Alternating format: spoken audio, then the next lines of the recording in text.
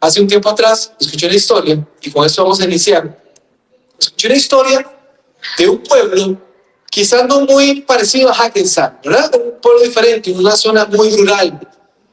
Y resulta que este lugar era un lugar donde vivían de la agricultura. Por supuesto que estaban pasando una situación complicada, no estaba lloviendo. Así que entonces el alcalde de ahí le dijo a la gente, bueno, tenemos que hacer algo. Por allí había una persona muy creyente, había un adventista que estaba allí y le dice, ¿por qué no hacemos lo siguiente? ¿Por qué no hacemos una campaña de oración para que Dios haga descender lluvia del cielo, para que nos bendiga, ¿verdad? Para que bendiga nuestros cultivos. Así que entonces toda la comunidad, digo, ¿por qué no? Vamos a orar. Incluso hasta los que menos creían dijeron, bueno, vamos a intentarlo. Así que le pusieron fecha y dijeron, el próximo viernes en la tarde, todo el pueblo se va a reunir aquí en este lugar, en esta plaza, en una plaza de fútbol, una cancha de fútbol. Allí vamos a orar. Así que llegaron todos a aquel lugar. Era un viernes, mediodía, el sol estaba prácticamente que picando, cuando de pronto se acercó un joven. Ese joven venía con un paraguas. Así que cuando la comunidad lo miró, se quedó como pensando, ¿y este joven en medio sol, con este calor, con un paraguas? Y le preguntaron, ¿y usted por qué viene con el paraguas? Porque yo vengo a orar para que Dios haga caer agua del cielo. ¿Qué enseñanza? Así como nos acercamos a Dios, así vamos a salir, o con las manos llenas, o con las manos vacías. Eso no depende de usted, no depende de Dios, depende de usted. Dios nos quiere bendecir. Dios quiere bendecir nuestras familias. Dios quiere bendecir su relación de pareja. Dios quiere bendecir a sus hijos. Dios quiere bendecir su economía. ¿Está usted dispuesto? ¿Quiere realmente de que Dios le bendiga? Vamos a orar y vamos a pedirle a nuestro Padre Celestial que al estudiar su palabra podamos recibir las grandes bendiciones que Él tiene para nosotros. Amén. Dios te quiere bendecir. Créalo. Dios te quiere bendecir. Eterno Padre, te queremos agradecer nuevamente por tu presencia. Señor, sentimos tu presencia. Sentimos la presencia y el poder transformador de tu Espíritu Santo en medio nuestro. Queremos pedirte, Señor, que tú pongas nuestra mente, nuestros corazones atentos para poder recibir lo que tú tienes para nosotros. No permite, Señor, que ninguna distracción, no permita que el enemigo nos robe, Señor, lo que tú tienes preparado hoy para nuestras vidas. Gracias, Señor, porque tú te vas a manifestar como siempre lo haces.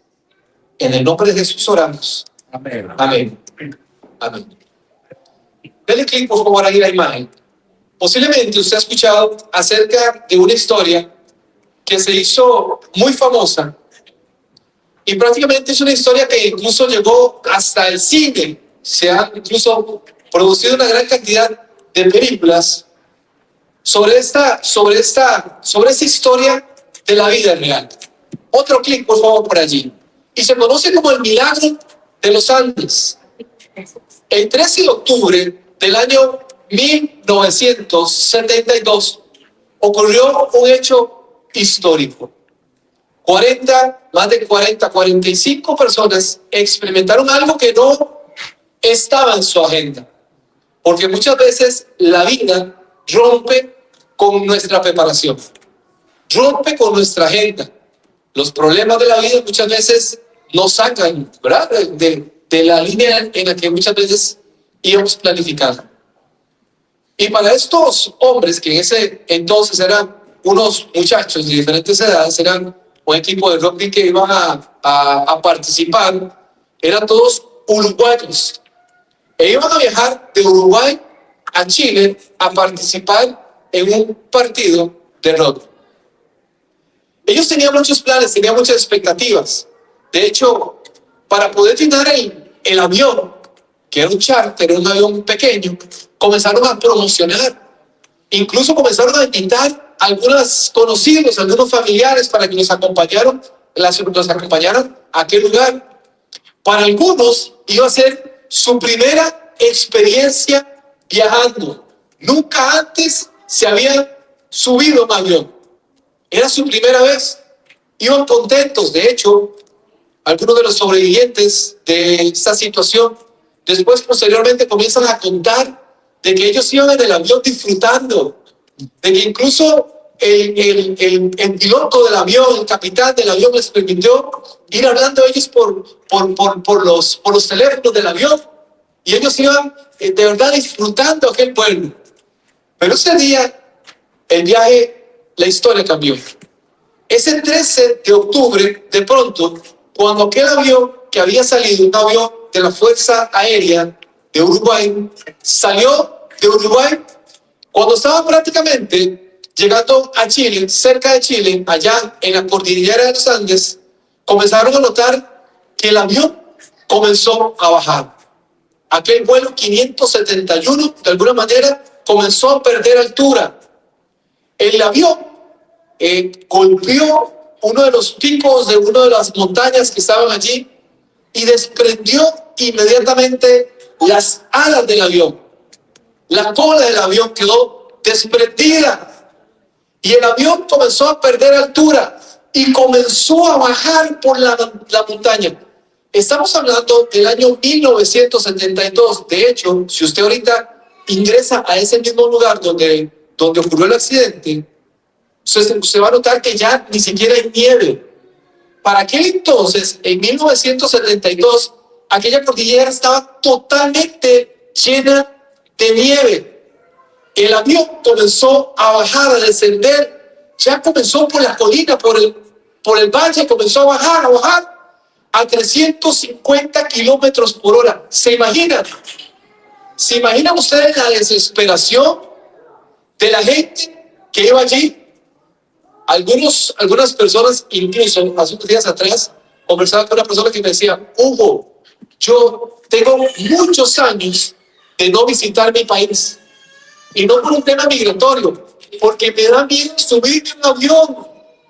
No quiero subirme a un avión, me da miedo, me da pavor. Ahora, ¿se imaginan ustedes estar en esa situación? El avión prácticamente destruido, desprendido las alas, la parte de atrás, la gente lo veía todo, 350 kilómetros por hora, viendo las cosas volar. En ese ambiente estaba aquella gente. Aterrizaron, y aquí comienza la historia de algunos de esos hombres. 45 personas estaban allí. Muchas de las personas que estaban viajando, en el impacto, solo el impacto les hizo perder la vida. Quedaron algunos sobrevivientes. Prácticamente la gente iba muriendo del daño físico que tenía. La gente moría congelada. Estamos hablando de temperaturas bajo cero. Pero el día 20, después quedaron algunos sobrevivientes. El día 20 comenzó a ponerse la situación mucho más intensa. Los recursos que tenían, la comida que tenían allí, se fue acabando. Ya no había comida, no había agua. ¿Se imaginan ustedes esa situación tan crítica? Algunos golpeados, algunos con sus extremidades fracturadas, huesos rotos, con dolor. El ver que posiblemente algún familiar cercano había fallecido ya hace algunos días atrás, no había esperanza. Comenzaron la búsqueda de aquella aeronave. La suspendieron 2 días después. 2 días después, las condiciones no permitían que ningún avión, que nada se pudiese acercar allí. No sabía dónde estaba. Habían quedado enterrados prácticamente en la nieve. Una situación caótica. No había esperanza. No había optimismo. No había cómo salir de aquel lugar. No había. 20 días después, cuando ya comenzó a faltar la comida, cuando el hambre era insoportable, tuvieron que tomar una decisión. Aquí cuentan aquellos pilotos, los 16 sobrevivientes, 16 sobrevivientes, los que quedaron allí, solo 16 sobrevivieron. Y ellos comienzan a contar qué fue lo que ocurrió en aquel momento. Comenzaron a comerse el resto de las personas que habían fallecido en aquella situación tan complicada, ¿se imaginan? Y ya comenzaban los valores de alguno.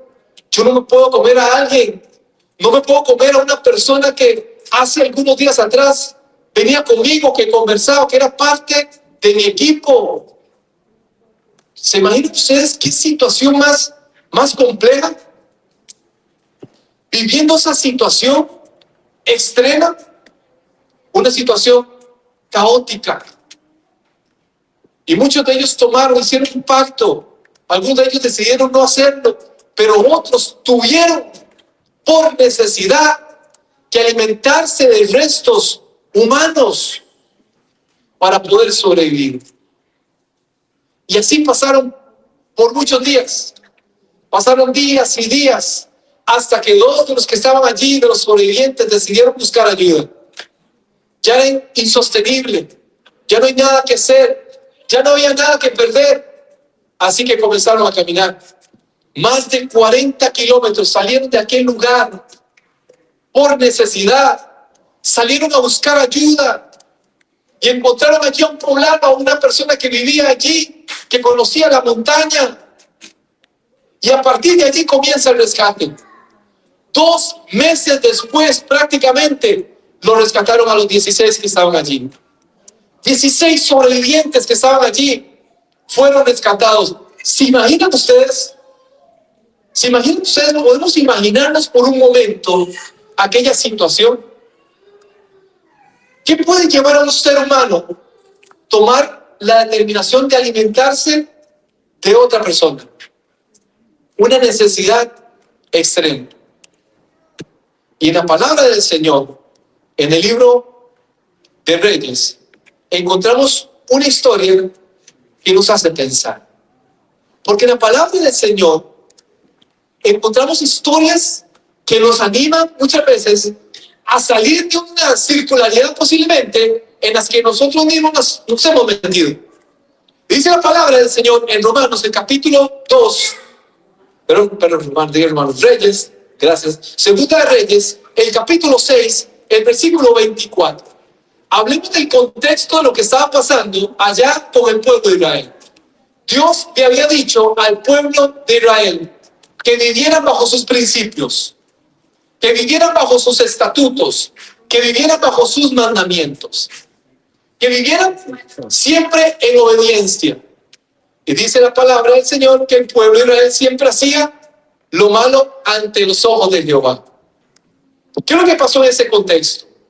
Dice la palabra del Señor, Segunda de Reyes, el capítulo 6, el versículo 24. Después de esto, aconteció que Ben-Hadad, rey de Siria, reunió todo su ejército, subió y sitió Samaria. A consecuencia de aquel sitio, hubo una gran hambruna en Samaria, tan duro que la cabeza de un asno se vendía por 80 piezas de plata y la cuarta parte de un can de estiércol de paloma por 5 piezas de plata. Hagamos un alto por acá. Dice la palabra del Señor que el pueblo de Dios ahora estaba rodeado de un pueblo enemigo. Estaban en Samaria. Y por supuesto que allí en Samaria todas las familias tenían una protección. La protección era la muralla, que en todas las ciudades existían. Esas murallas eran fortificadas, eran ciudades fortificadas. Y allí adentro no había amenaza. Pero ¿qué pasó? Un rey, el rey asirio, dice la palabra del Señor, que vino a atacar al pueblo de Dios. Y el pueblo de Dios comenzó a pasar necesidad. Las familias estaban experimentando necesidad, hambre. E incluso el texto bíblico dice que comenzaron a vender cabezas de asno. Para un judío eso no era permitido, no se podía. Aún así se estaba comercializando, se estaba comiendo algo que la misma ley les prohibía, algo que el mismo Dios les había dicho que no deberían de comer. El pueblo de Dios estaba pasando una situación particular. Y hoy necesitamos hablarle a la familia, porque hoy hay mucha necesidad en la familia. Hay muchas familias que hoy están pasando una gran necesidad. Hay muchas familias que hoy se sienten sitiadas por el enemigo. Hay muchas familias que hoy están pasando realmente necesidad. ¿Pero por qué están pasando necesidad? ¿Qué era lo que estaba pasando con aquel pueblo? ¿Era Dios el que había permitido que ellos... ¿Era el deseo de Dios que ellos pasaran lo que estaba pasando? ¿Ese era el plan divino de Dios? Es que el ser humano muchas veces se aparta de la voluntad de Dios. Es que muchas veces nos apartamos de lo que Dios quiere para nuestras vidas. Y comenzamos a recibir las consecuencias de vivir una vida alejada de Dios. Estaban apartados, pero sobre todo, vivían sin esperanza. Qué triste es vivir sin esperanza. Qué triste para una persona es haber perdido la fe, la confianza, la esperanza, la fe de estar pidiéndole a Dios quizás por un hijo que de pronto se ha apartado, por el corazón de un esposo o de una esposa que de pronto se ha apartado, o que nunca ha conocido al Señor y se pierde la esperanza. ¿Cuántas familias hoy se desintegran porque pierden la esperanza? ¿Cuántos seres humanos hoy atentan contra su vida porque pierden la esperanza? Me decía una señora en una oportunidad, Hugo, una señora de unos 70 años, decía, Hugo, yo no quiero seguir viviendo. Yo no quiero seguir cargando el dolor de mi pasado. Y me contó su historia, me decía, Hugo, yo cuando me casé muy joven, y cuando yo me casé, mi esposo al principio era súper atento, pero después se convirtió en un monstruo, me decía él. Me agredía, abusaba de mí, abusaba sexualmente de mí, me golpeaba. Cuando él se iba a trabajar, él me dejaba en la casa encerrada, le ponía candado a la puerta para que yo no saliera. Hugo, y yo lloraba, y yo clamaba, y yo le pedía a Dios, y yo sufría. Y después de mucho tiempo ya mi esposo falleció, pero yo sigo sufriendo. Yo toda la mañana me levanto y yo digo, Señor, vale la pena seguir llevando ese sufrimiento, este dolor, porque hay dolores que no se ven, el dolor interno, el dolor de la tristeza, de la desesperanza, de la ansiedad, de la depresión, el que nadie ve, pero el que perturba. Y ella estaba ahí luchando con eso y me decía, Hugo, yo me levanto todas las mañanas y digo, hoy me voy a llenar de valor, hoy voy a pagar mi vida, hoy me voy a tirar del tercer piso donde yo vivo y me voy a matar para poder acabar con todo. Qué triste es perder la esperanza. Y el pueblo de Dios había perdido la esperanza. Hoy necesitamos recuperar nuestra esperanza. Hoy necesitamos volver nuestra mirada, reconocer que nos hemos apartado de Dios Reconocer que posiblemente en nuestras familias hay cosas que no deberían de estar allí. Y fue lo primero que hizo Josafat, derribar los altares, derribar todo aquello que se había construido, otros dioses que se habían metido allí dentro de la familia, que su padre había levantado. Hoy le estoy hablando a un padre, hoy le estoy hablando a una madre que necesitan verdaderamente levantar un altar en sus casas, volver su mirada al Señor, reconocer que muchas veces hemos fallado, y no por maldad, quizás por ignorancia. En psicología le llamamos la ignorancia bien intencionada. Quizás lo hemos hecho, quizás no hemos sido lo que Dios quiere que seamos en nuestro rol parental, como papá, como mamá. Quizás nuestro ejemplo no ha sido el correcto. Quizás nuestra espiritualidad no ha sido la correcta. Hay muchos padres que quieren que sus hijos sean espirituales y los mandan a estudiar las lecciones, pero no son espirituales. Pero ellos no son espirituales. Pero ellos no se preocupan por construir una relación con Dios. El pueblo estaba experimentando las consecuencias de sus malas decisiones. Allí estaba el pueblo de Dios sitiado.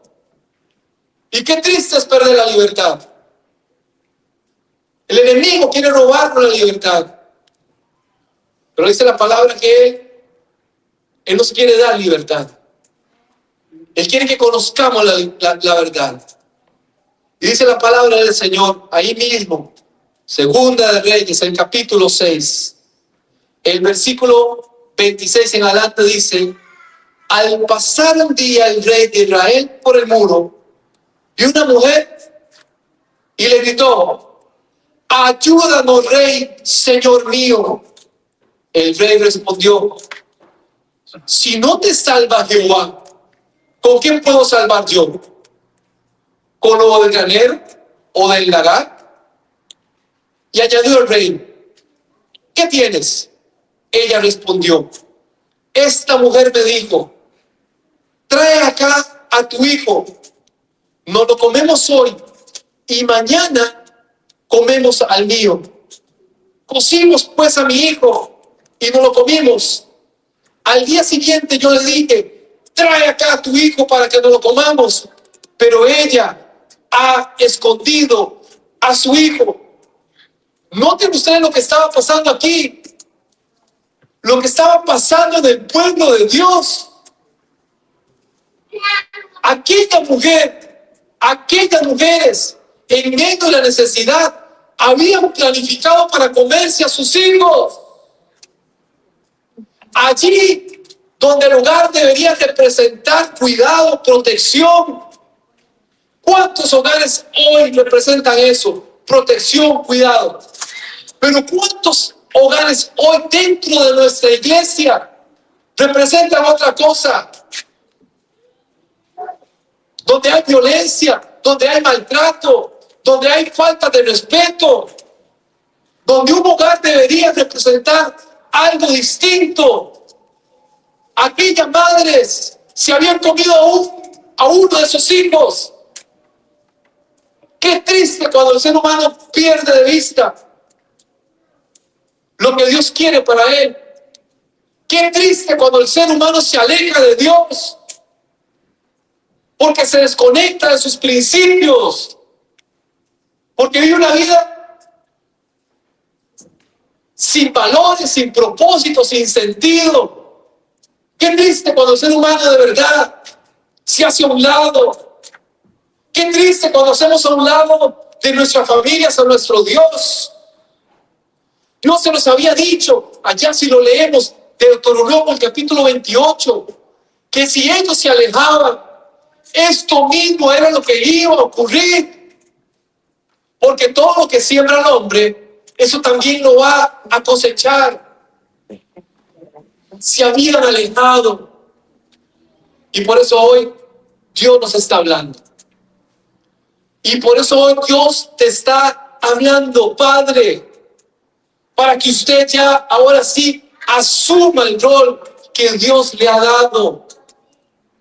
Hay padres que son abandónicos, que han dejado a sus hijos, que los dejan allí.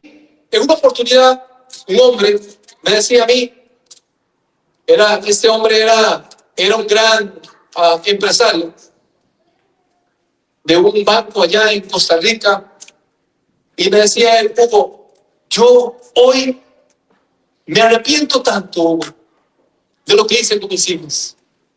Yo me dediqué toda la vida a trabajar, a esforzarme, a viajar por Latinoamérica porque era lo que yo tenía que hacer. Y lo hacía porque yo quería que mi esposa, que mis hijas tuvieran una buena calidad de vida. Y él decía, mis hijas estaban en universidades fuera del país, les pagué. Cuando tenían mayoría de edad, les compré un carro nuevo de agencia, porque yo creía que eso les podía a ellas hacer feliz. Pero ¿saben qué, Hugo? Yo me di cuenta, y muy tarde, que yo nunca pude disfrutar a mis hijas. Que me dediqué a trabajar, que no pude disfrutar a mi esposa. Y hoy me arrepiento, me decía aquel hombre, me arrepiento, Hugo, porque hoy son otros los que las disfrutan a ellas. Hoy están casadas, hoy son sus esposos las que las pueden disfrutar, y yo perdí la oportunidad. Tal vez hoy Dios le está hablando a un hombre aquí que ha perdido la oportunidad de disfrutar a sus hijos, de caminar con sus hijos, de enseñarles a sus hijos valores, de educarlos. Sí, la educación es importante, pero la educación primaria está en el hogar. Y son los padres los encargados de educar a sus hijos. Somos los responsables en medio de aquella crisis. En medio de la crisis, el ser humano se comporta de maneras que no podemos imaginar. ¿Se imaginan ustedes qué condición tan triste a la que había llegado el pueblo de Dios? Aquel pueblo que había de alguna manera escuchado la promesa de que iban a recibir una tierra próspera.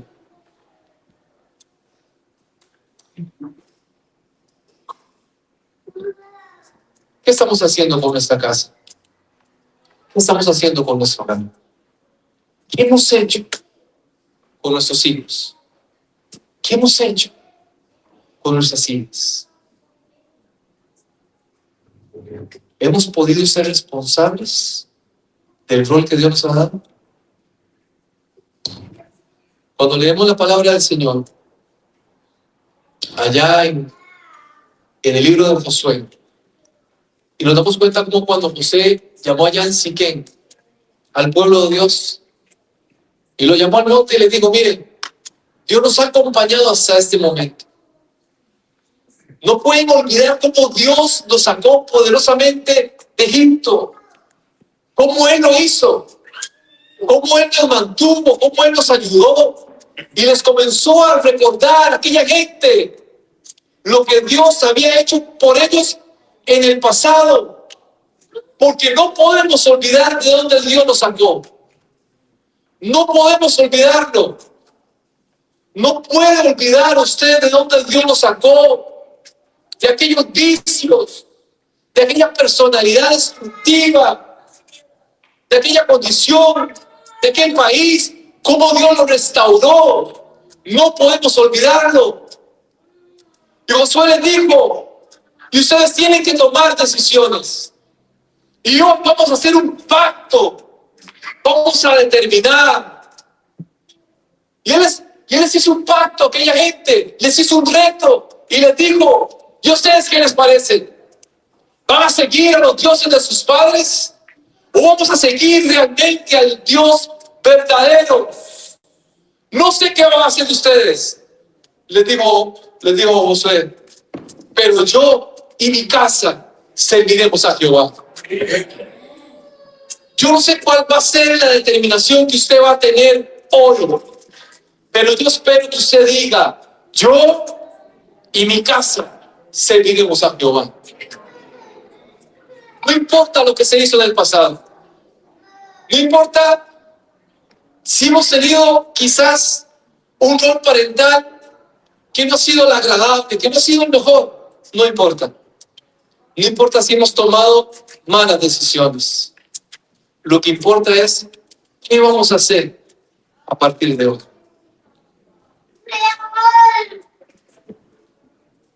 Hoy tenemos que tomar decisiones. Hoy Dios nos está hablando. Dios nos está confrontando. Hijo, Dios te está hablando. Usted es responsable también de cuidar su vida espiritual. Joven, usted tiene que vivir apartado de determinaciones, tomar decisiones. Daniel decidió no contaminarse y eso no inició ese mismo día. Eso ya venía, eso era un proceso. Pero en el momento que apareció la prueba, él decidió no contaminarse. José, cuando estaba frente a la esposa de Potifar, ¿cómo pues haré yo tan grande mal y pecaré contra Dios? No fue en ese momento, fue antes. Fue un tiempo de preparación. Preparémonos. Prepárese para estar firme ante las adversidades de la vida. Juntos como familia, algún día estaremos delante de Dios. Disfrutaremos por la eternidad. Ya no habrá dolor, ya no habrá llanto, ya no habrá necesidades. Pero no podemos olvidar de dónde Dios nos sacó. No podemos olvidar dónde Dios nos quiere llevar. No podemos olvidar. Así que en esta hora, yo quiero orar por las familias. Yo quiero orar por las familias para que a partir de hoy asumamos un reto diferente. Usted sabe más que nadie qué es lo que puede estar estorbando en su relación espiritual. Usted lo sabe. Los cambios no inician por mi esposa, no inician por mis hijos, inician conmigo mismo. Yo soy gestor de cambios. Yo soy el que tengo que comenzar a mejorar, a cambiar mi actitud, a buscar más de Dios, a depender más de Él. Soy yo. Así que usted hoy va a asumir un reto. No como esposo, no como esposa, no como hijo, como persona. Y decir, Señor, yo quiero dar el paso. Yo quiero mantenerme firme porque yo no quiero vivir. Yo no quiero vivir sitiado. Yo no quiero vivir con necesidad. Yo no quiero vivir con miedo. Yo no quiero vivir en desobediencia. Yo quiero vivir para ti. Así que habrá familias en esta oportunidad que quieren ponerse de pie. Si usted está con su familia hoy, acérquese donde está. Si usted tiene una familia donde usted solamente la mamá, no está el papá, pero está su hija, su hijo, abrácele. Póngase de pie en ese momento porque vamos a terminar con una oración. Y si usted hoy está solo, no se preocupe, busque un amigo. Porque en esta iglesia también somos familia. Porque en esta iglesia también nos ocupamos de la necesidad de las personas. Porque en esta iglesia venimos a eso.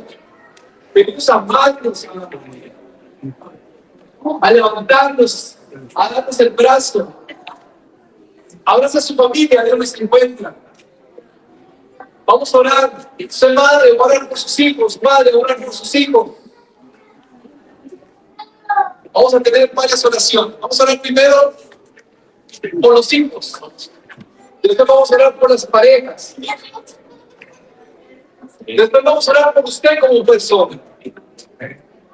¿Estamos listos? Vamos a orar. Vamos a pedirle a nuestro Padre Celestial que en esta hora nos pueda bendecir. Eterno Dios, una vez más, Señor, nos acercamos confiadamente. Señor, te queremos agradecer porque tú eres bueno con nosotros. Porque tú nos enseñas a través de la historia. Nos haces ver, Señor, que aún en la mayor desgracia del ser humano, siempre hay una luz que alumbra. Siempre hay una luz de esperanza. Siempre, Señor, tú traes una respuesta al final. Posiblemente, Señor, hay más preguntas que respuestas, pero queremos ser pacientes. Enséñanos, Señor, a esperar en ti, a confiar en ti. Dios, te damos gracias porque en esta hora tú nos hablas. Gracias te damos en esta hora porque tú nos has dado la bendición de poder criar a nuestros hijos. Aquí están, Señor, nos presentamos, Dios. Queremos pedirte en esta oportunidad, Señor, que tú nos puedas bendecir. Tú los conoces, son niños. Si son preadolescentes, si son adolescentes, si son adultos jóvenes, tú los conoces. Hoy oramos, Señor, incluso por nuestros hijos que no están aquí, que posiblemente viven en otro lugar, que ya han formado familias, Señor. Te pedimos por ellos, Señor. Para que tú siempre, Señor, puedas poner el querer como el hacer de su buena voluntad, Señor, en sus vidas. Dales tu dirección, Señor. Que tu Santo Espíritu no sea parte de ellos. Que les hable constantemente, Señor. Que les anime, que les sostenga. Que les convenza, Señor, de pecado, de juicio. Ayúdanos, Señor, en todo momento. Fortalece su vida, Señor. Y que algún día se puedan presentar delante de ti también, Señor, para adorarte por la eternidad. Señor, oramos en esta hora por los matrimonios de esta iglesia. Tú conoces sus luchas, sus dificultades. Tú sabes, Señor, que no somos perfectos. Ayúdanos cada vez a ser más semejantes a ti. Moldea, Señor, nuestros temperamentos, nuestro carácter, Señor.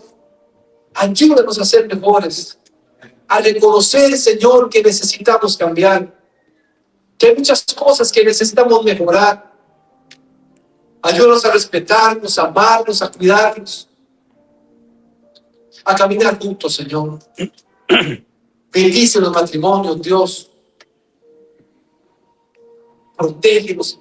Que tu cobertura esté con cada uno de ellos, Señor.